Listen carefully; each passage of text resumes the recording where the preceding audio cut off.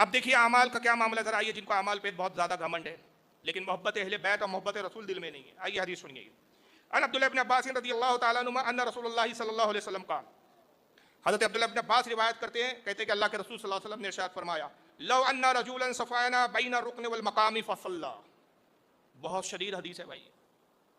میرے خیال سے رسول اللہ نے اتنے سخت تیور میں شاعری اہل بیت کے حوالے سے، دوسرے معاملات میں اور حدیثیں مل جائے گی اس سے سخت والی، لیکن اہل بیت کی جب بات ہو رہی ہے تو اتنا سخت تیور شاعری کا استعمال کیا ہو، یہ بالکل سخت تاکید ہے بندوں کو، تاکید ہے امتیوں کو.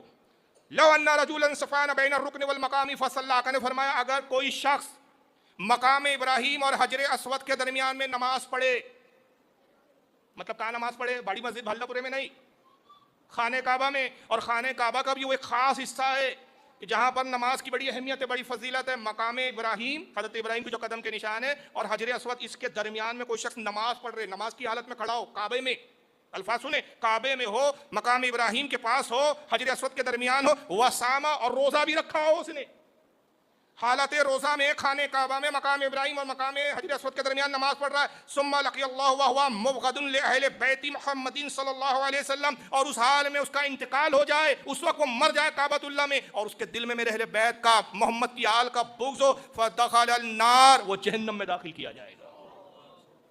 کوئی فائدہ نہیں. بھائی صاحب بغض اہل بیت دل میں ہو تو کعبۃ اللہ کی نماز کی حالت میں، روزے کی حالت میں مرنا کام نہیں دے رہا ہے، تو یہ 40 دن کے چلے تجھے کیا کام دیں گے بے؟ سارا دین کا مدار محبت رسول اور محبت اہل بیت اور محبت صحابہ. صحابہ کی بھی محبت ضروری ہے، ہم سب کی محبت کے قائل ہیں. اندازہ لگائیے کتنا سخت جملے ہیں سرکار کے، کتنی سخت تاکید ہے کہ اس حال میں خانہ کعبہ میں مر رہا ہے، نماز کی حالت میں مر رہا ہے، روزے کی حالت میں مر رہا ہے، حجر اسود اور مقام ابراہیم کے درمیان میں مر رہا ہے، مگر چاہ رہا ہے جہنم میں. کیوں؟ دل میں رسول کی، اہل بیت محمد صلی اللہ علیہ وسلم کی اہل بیت سے بغض ہے، حسد ہے، نفرت ہے. تو اندازہ لگائیے جن لوگوں نے امام حسین کو شہید کیا ان کا کیا انجام ہوگا. جہاں تو دل میں نفرت ہو تو یہ حال ہے، اور جنہوں نے معاذ اللہ ان نفرتوں کا اظہار بھی کیا اور کربلا میں مظلومانہ طور پر شہید کر دیا، خاندان نے بیت کو اجاڑ دیا، کیا حال ہوگا انجام ان کا. اور یہ سندن یہ حدیث صحیح بھی ہے، ایسا بھی نہیں ہے کہ ضعیف ہے. اس کو امام ابن ابی عاصم لائے ہیں السنہ میں، جلد نمبر 2 صفحہ 242 642 حدیث نمبر 1546.